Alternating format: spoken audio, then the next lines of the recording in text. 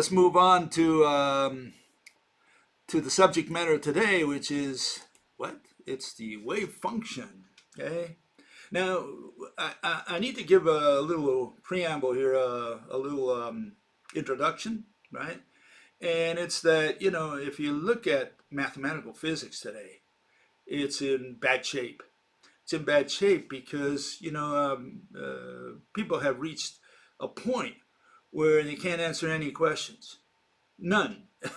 And all they can say is, we're investigating. We don't know, but we're investigating, and that's so exciting because science is like that. It's investigating forever and never finding anything, right? The idea is to investigate only, research, job security, not to really find. And they can't find. It's impossible for them to find because they've gone off on a tangent. They're not doing physics, they're doing what? Abstracism, instead of physics, they're doing the opposite, exactly the opposite. They're working on abstractions. And the question is, how did we end up like this?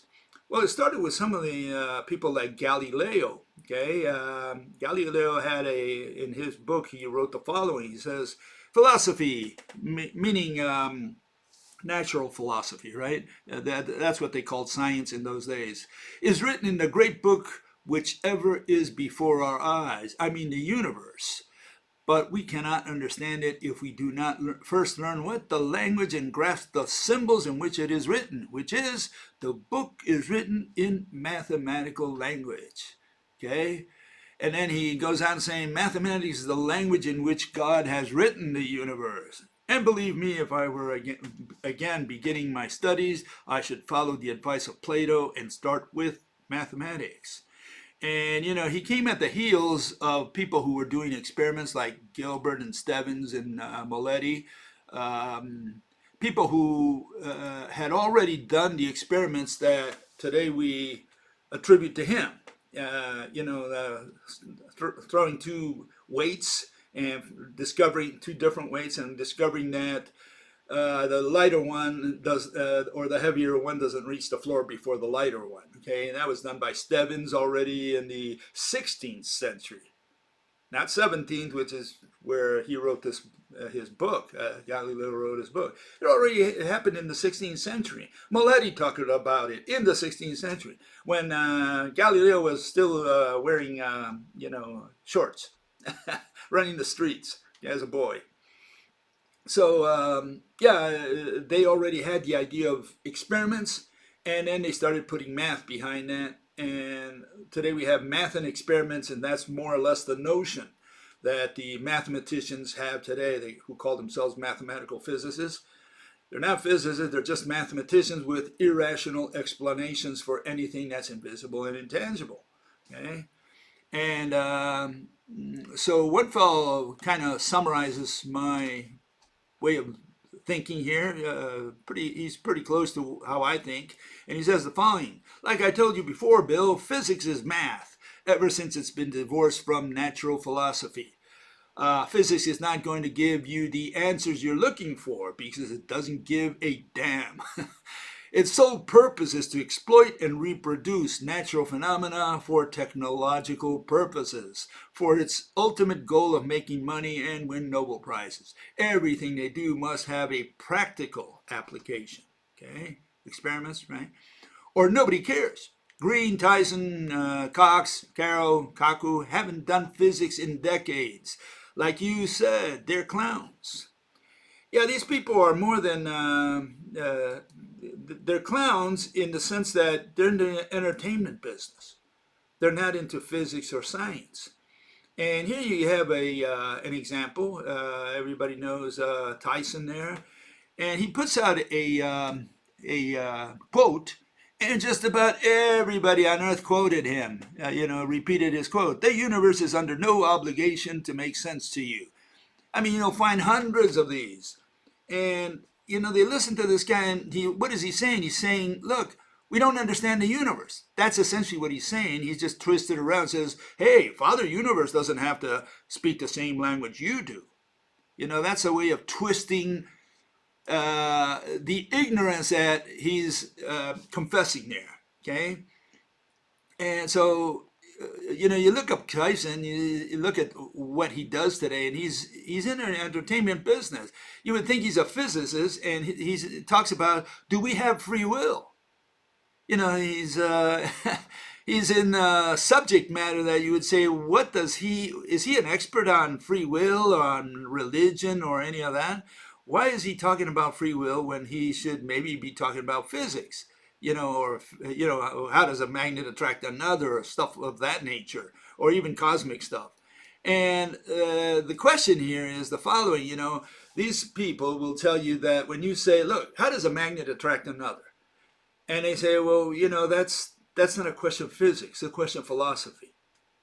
And when does this pencil fall to the floor? Well, that's a question of philosophy.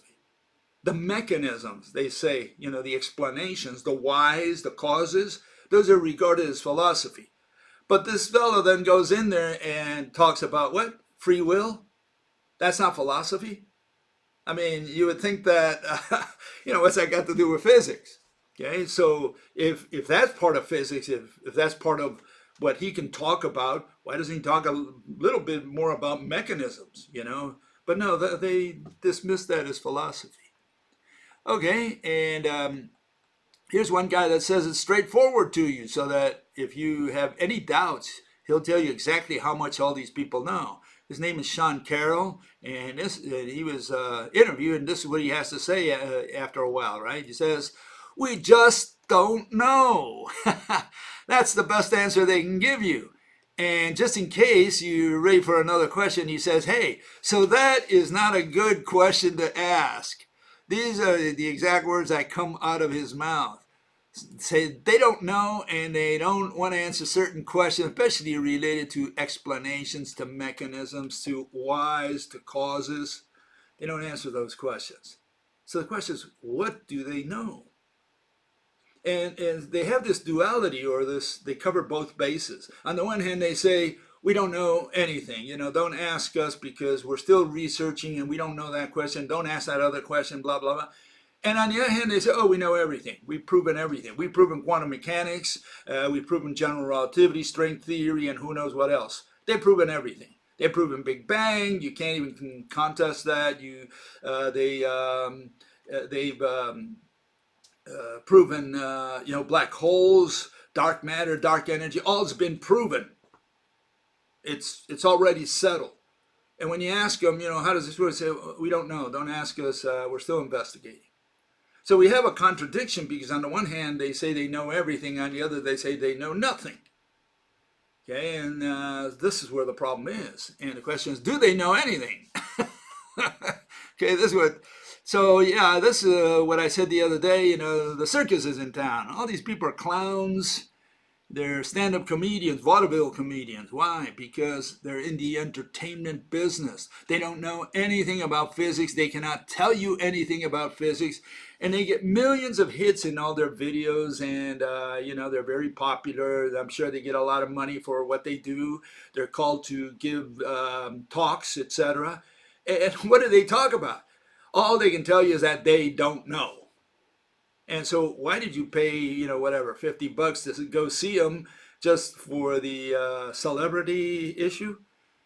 So no, none of these guys know anything. And so you're wasting your time when you go and visit them, whether you visit them in person or you watch their videos or interviews or whatever, or a show where they're in.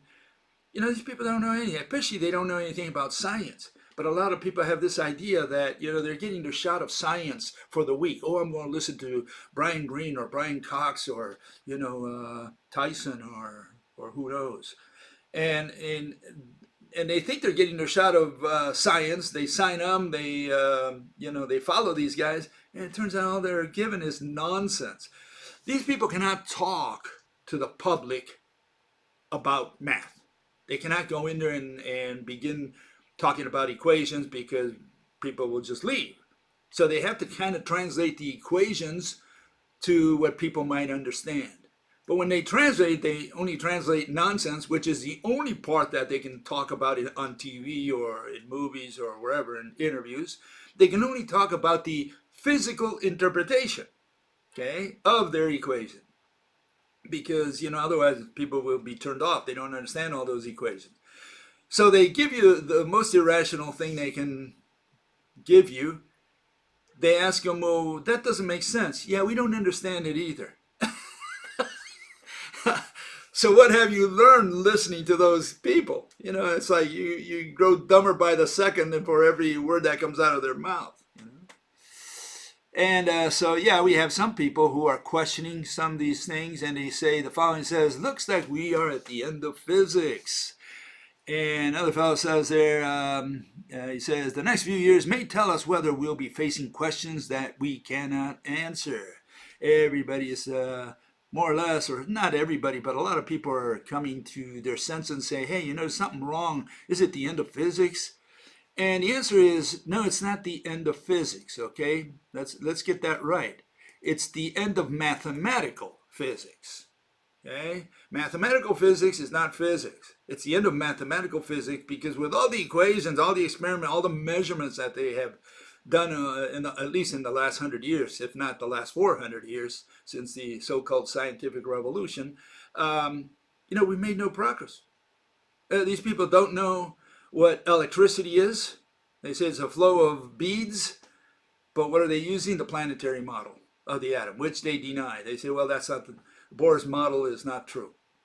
They don't know what magnetism is. They don't know how a magnet attracts another. They can't tell you how gravity works. Simple thing. My great experiment. We have a pencil. Very important thing. Always do it in the presence of a relativist, right? Never do it on your own. Okay. You let go of the pencil, and it always falls to the floor. Okay. And they cannot explain why a pencil falls to the floor. They go through this whole thing where, they have to bend space, time, and time, they bend time, like if that's a mechanism, a physical interpretation. So yeah, they have no answers for anything that is invisible and intangible. That's what they haven't figured out. And what they haven't really figured out is they have to, imagine what Mother Nature is using as a mediator. That never crossed their mind. They think that because, they can't see or touch something underneath a pencil or above the pencil, that there's nothing there. And so they go into concepts and say, well, it was mass, it was gravity, it was energy, force, time. Okay, so let's find out what this wave function is. Let's start with some definitions. And a good way of looking at this is through the universal movie. I like to do it through the universal movie. What is the universal movie? Real quickly, every frame represents location of every atom in the universe. Therefore, there's nothing moving within any frame. If you want to see something moving, you will have to use at least two frames. That means the ones on the bottom, for example, are those that require at least two frames. The ones on the top, the concepts there, or objects, right, they only require one frame of the film. It's like if you had God's camera, you took a picture, a 3D picture, right, and that's what you put in a single frame. Everything's just standing still at a given distance from everything else. Okay, that's it. And where do we put the wave? Well, wave is not a physical object. It's not a thing. We cannot put it on the top. We cannot put wave in a single frame of the movie. Wave requires at least two frames, partly because it's made of what? Two fields. Okay, you have the electric field and the magnetic field, and here we're talking about the light waves, right? Wave of light. Right, electromagnetic waves. So you have electricity and or electric field and magnetic field. You need two waves, and then just in case you have to put, if you're going to put the wave, you're going to need at least two frames. It's going to stretch across two frames. You cannot have the word wave in a single frame. Okay, so that's what the problem is. So wave is a dynamic concept. And it's not a physical entity, which is what mathematical physics uses it as. Okay, they use it as if it were a physical object, and that's where they fail. Okay, so you cannot say that the wave did this, the wave did that, because wave is not a thing. Okay, you cannot use it as a noun in physics. Okay, you can say the flag waved, you can say the water waved. You cannot say that the wave waved. Okay? Wave is a verb. It's not a thing. Okay. Okay, so that's the wave. How about the function? You know, remember we're talking about wave function. Here's a function. Function is essentially an equation, even though there's a little bit of a difference. If you look at a function versus an equation, you can see that are just slight differences. Two or more variables is what a function has. You don't need variables in the case of equations. And you can write the function as an equation, right? And the equation may or may not be a function necessarily. Okay, so you have these couple differences between them, but essentially you can think of a function as an equation, okay, for all practical purposes. It's just a fine print, okay? So there you have a function. Why did I put it on the bottom? Because a function, an equation, represents motion, always. Okay, always is, it's what it is. Okay, a function represents motion. The way you do motion is you have to replace values inside the variables. Okay, so you have a variable, you replace that with numbers. And for every number you put in, you get a result, and you plot those results, and then you have your motion. You have the universal frame, universal movie with each frame representing a single, location. Essentially, that's what you get. So function is dynamic, wave is dynamic, so we have a wave function. What do you think it is? It's a dynamic concept. It's not a physical object. Guess what? They treat it as a physical object. Wave function is like a standalone thing. That's the way they look at it. And here you have the source of the wave function. It's Mr. Schrodinger, Erwin Schrodinger. And it looks like that thing up there, okay? And what does it represent? We're not here to do math. We're here just to say that, you can calculate the probability of finding a quantum particle in a given state by treating it as a what? A wave function, okay? So all you got to do is replace some of those variables there, and you'll have your wave function. Okay, great. So what does that wave equation do for us? I mean, apparently it just describes, you could say, motion. That's all we're doing there, okay? Nothing more than that. Okay, so this is what it looks like once you put it in motion. Okay, this is going to be the wave function in motion. This is the universal wave function in motion. Okay, it looks something like this. Okay, you can see it there. It's like a little snake rolling around a wire, a pipe. Okay, that's what it looks like. I prefer to look at it a little differently, more or less like that. That's what they're talking about when they're saying the universal wave function. Okay, I mean, you would think that this wave function covers the entire universe, right? Because this is what they're referring to. They're saying the wave function is the entire universe.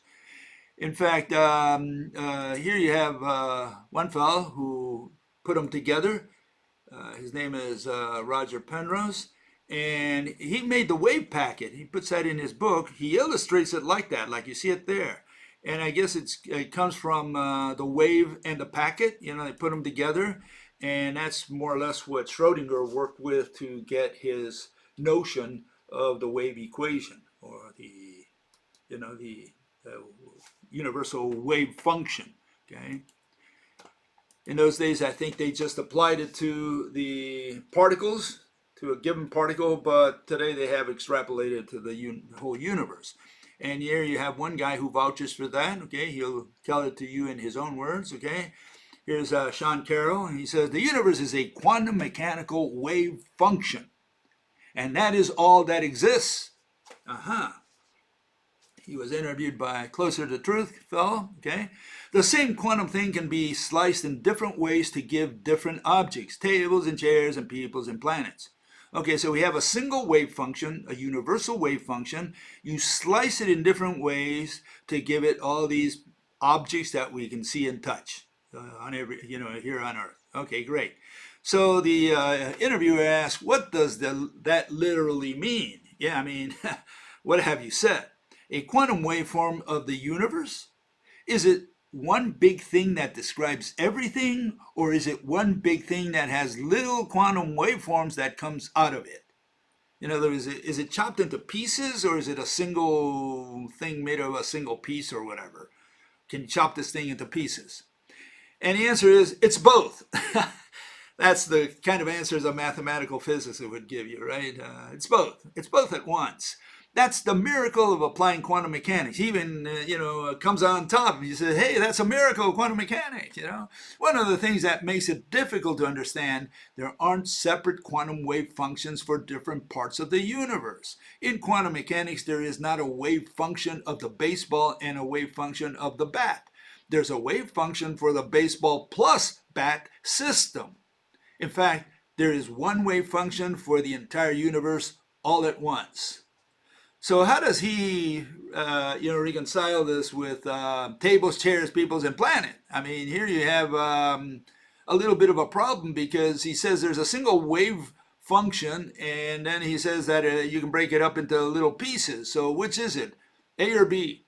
And again, he says it's both. Okay, and so what have you learned? Nothing, absolutely nothing from this fellow.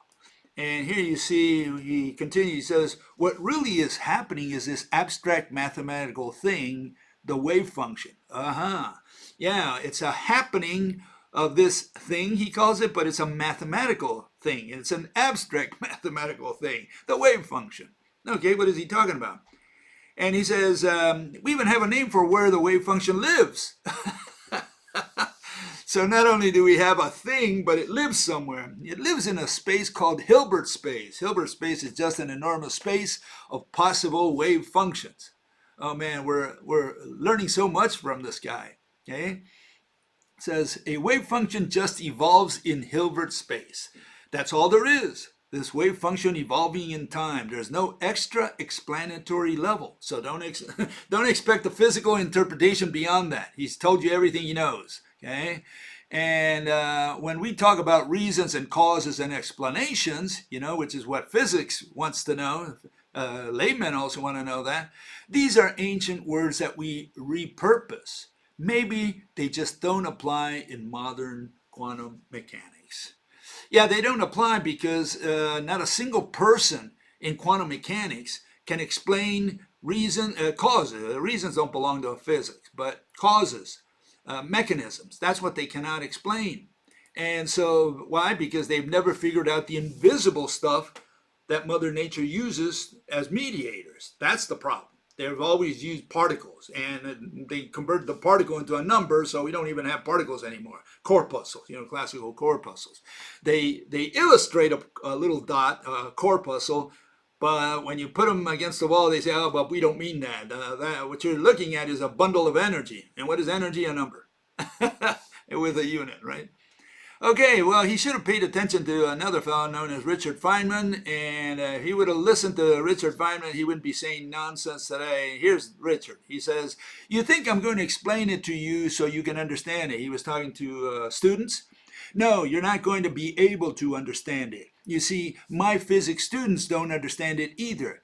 That is because I don't understand it. Nobody does. While I am describing to you how nature works, you won't understand why nature works that way. And then in another class, he said the following, which I think is even more famous. He says, I think I can safely say that nobody understands quantum mechanics. Do not keep asking yourself if you can possibly avoid it. But how can it be like that? Nobody knows how it can be like that. The more you see how strangely nature behaves, the harder it is to make a model that explains how even the simplest phenomena actually work. So theoretical physics has given up on that. Okay? So what's the issue? The issue is quantum mechanics, or you can say mathematical physics and mathematical physicists. They've given up on giving you explanations, physical interpretations. They've dismissed that now as philosophy. They say, well, that's just philosophy, ontology, word salad, semantics, right? They don't care about any of that. They care about what was Tyson about free will? That's the stuff, And this guy also talks about how the brain works. So did Roger Penrose, by the way. They went into philosophy, what is known as philosophy, why you think the way you think, this kind of stuff, which has very little to do with physics proper, right? Okay. So we're in the wrong subject matter with quantum mechanics and with mathematical physics completely, all around. Um, Here is what they do with a wave. They say that if you observe the wave, this great wave function, right? If you observe it, it collapses to a point essentially. So it's spread out when it's not observed, and when it's observed or touched or whatever, it collapses, okay, to a point. And so I like to illustrate a little differently. Here you have, you're going to be sticking your hand where the wave is rolling, and suddenly when you go and touch it, it turns into a ball. That's essentially what quantum is saying. They never explain the mechanism. They just say, this is so, we proved it, it's a done deal, and we cannot explain it. Of course they cannot explain it because they're doing more magic than the Bible. I mean, here you're talking about not Jesus walking on water or going to heaven and coming back, after 3 days. None of that stuff. That's easy stuff. But this stuff, it's even unimaginable. You cannot imagine this stuff.